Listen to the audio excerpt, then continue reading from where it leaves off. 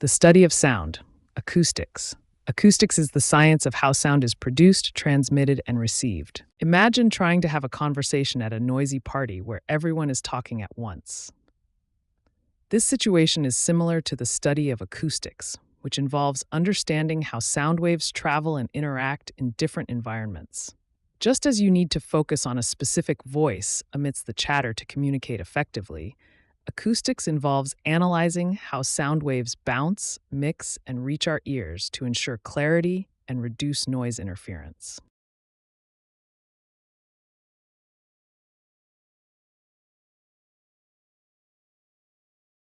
A fluid-filled spiral structure in the ear that converts sound vibrations into nerve impulses. Cochlea. The cochlea is a part of the inner ear that helps us hear by transforming sound into signals the brain can understand. Imagine trying to find a specific song on a radio station amidst a lot of static. Much like how a radio tuner filters through various frequencies to bring you a clear song, the cochlea in your ear filters sound vibrations, converting them into signals your brain can understand.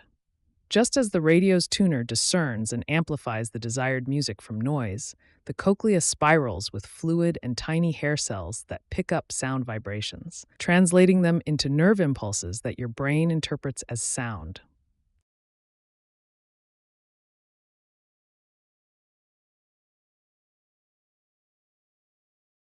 A unit of sound loudness, decibel. A decibel is a unit that measures the intensity of sound. Imagine trying to read a book in a bustling cafe, where the chatter and clinking dishes make it hard to concentrate. Just like how the cafe noise makes it difficult to focus on your book. Measuring sound loudness with decibels helps us understand and quantify the noise level in various environments. In this analogy, the volume of chatter is akin to sound intensity, and the unit of decibels helps us compare different noise levels, making it easier to determine when the cafe becomes too loud for comfortable reading.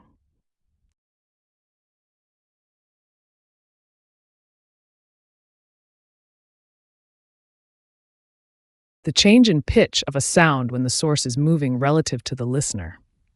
Doppler effect. It is a phenomenon where the frequency of a sound or light wave changes because the source or observer is moving. Imagine trying to catch a bus that's moving away from you. Each step you take seems to stretch the distance between you and the bus. This situation is similar to the Doppler effect, where the sound waves from a moving source stretch or compress, changing the pitch you hear. Just like the bus moving away makes it harder for you to catch up, a receding sound source causes the sound waves to stretch, lowering the pitch, while a source moving toward you compresses the waves, raising the pitch, akin to the bus coming closer and making it easier to reach.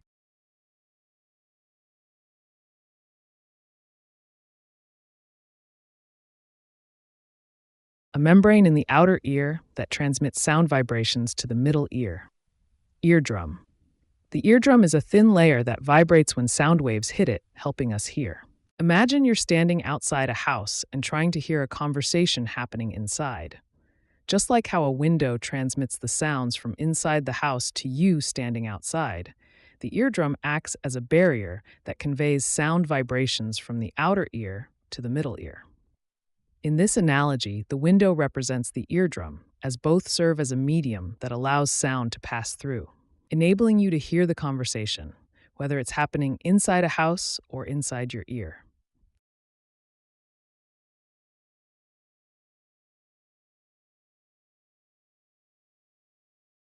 The amount of energy a wave carries through a unit area in 1 second.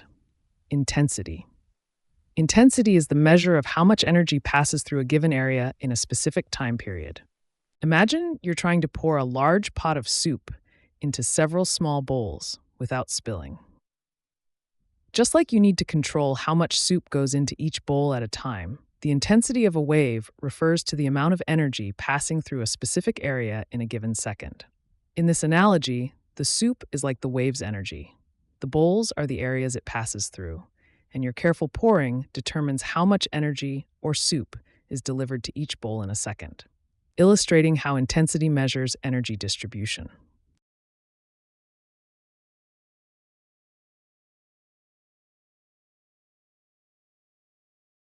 How loud or soft a sound is perceived to be. Loudness. Loudness is how we sense the strength or intensity of a sound wave. Imagine trying to hear someone's voice at a crowded party where everyone is talking at once. Just like you have to focus and strain to discern your friend's voice over the noisy background, our ears perceive the loudness of a sound based on how much it stands out from other surrounding noises. In both cases, the ability to perceive sound or conversation relies on the intensity and clarity of the signal amidst competing sounds. Much like how loudness is determined by the amplitude and frequency of a sound wave compared to other background noises.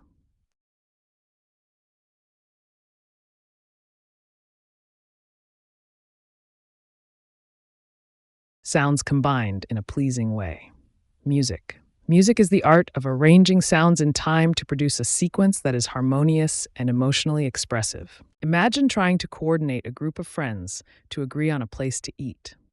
Just as this requires balancing different tastes and preferences to find a location everyone enjoys, music combines various sounds and tones to create a harmonious and pleasing experience. In both scenarios, the key is to blend diverse elements, be it friends' dining preferences or musical notes, in a way that creates unity and satisfaction for everyone involved.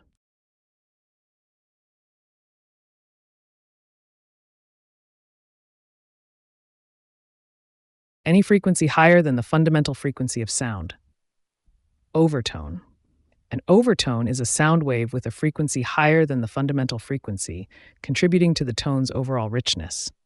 Imagine you're trying to find a quiet moment in a bustling coffee shop to focus on reading a book. Just like how the chatter and clinking of cups can distract you from the main task of reading, overtones are additional frequencies that accompany the fundamental frequency of a sound.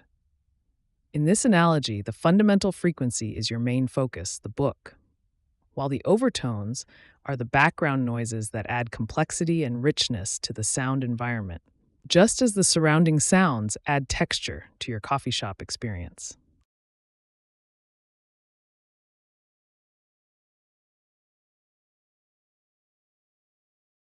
How high or low a sound is, as determined by its frequency. Pitch. Pitch is how we perceive the frequency of a sound, which makes it sound higher or lower. Imagine you're trying to find a radio station while driving, and you keep turning the dial to get a clearer signal. Just as turning the dial changes the station you're listening to, altering the frequency of a sound changes its pitch, making it higher or lower. In both cases, the frequency acts like the station's signal on the dial. A higher frequency corresponds to a higher pitch, much like tuning to a different spot on the radio dial tunes you into a different station.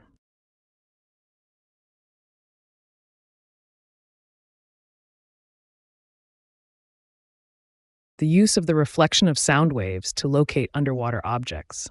Sonar.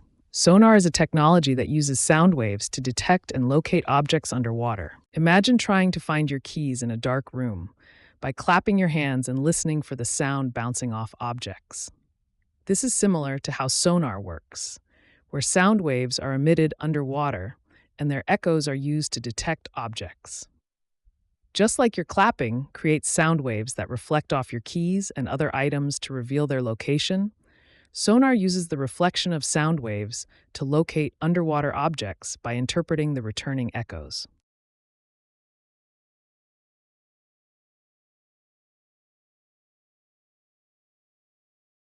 The difference between sounds having the same pitch and loudness. Sound quality. Sound quality is what makes two sounds different, even if they have the same pitch and loudness, like a piano and a violin playing the same note. Imagine you're at a party and two different friends are telling you the same story, but one is engaging and the other is dull. This is similar to how two sounds can have the same pitch and loudness but differ in quality, known as timbre. Just as the storytelling style affects your interest in the story, the timbre of a sound affects how we perceive it, even when the basic elements like pitch, the story, and loudness, the volume of their voices, are identical.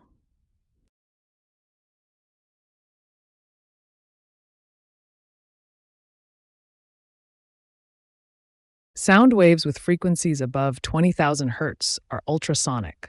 Ultrasonic refers to sound that is too high pitched for humans to hear. Imagine trying to listen to a conversation in a crowded room where everyone is talking at once. Just as your ears can only pick up individual voices amidst the noise up to a certain point, ultrasonic sound waves operate at frequencies higher than what the human ear can detect, much like those voices beyond your hearing range in that noisy room. In both cases, whether it's the chaos of the room or the high-frequency ultrasonic waves, there are sounds present that we simply can't perceive because they exceed our natural listening capabilities.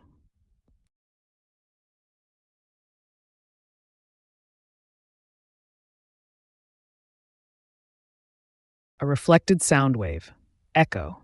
An echo is when a sound bounces off a surface and returns to your ears. Imagine you're trying to make a phone call in a noisy cafe, but your voice gets lost among all the chatter and clinking dishes.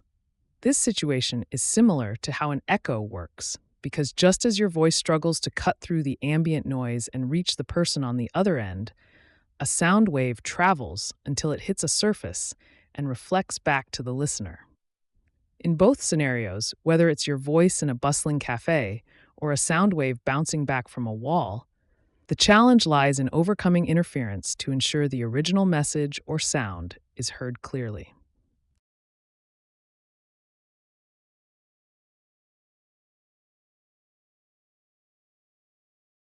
The echoes of sound waves. Reverberation. Reverberation is when sound reflects off surfaces and creates a series of overlapping echoes. Imagine trying to have a conversation in a crowded cafeteria where everyone's voices are bouncing around. Just like how these voices create a confusing mix of overlapping sounds, sound waves in a room can bounce off surfaces, creating echoes that interfere with the original sound, known as reverberation. In this scenario, each person's voice is like an initial sound wave. The hard surfaces of the cafeteria are like the walls that reflect sound, and the resulting cacophony is similar to the buildup of sound from multiple echoes that makes it hard to hear clearly.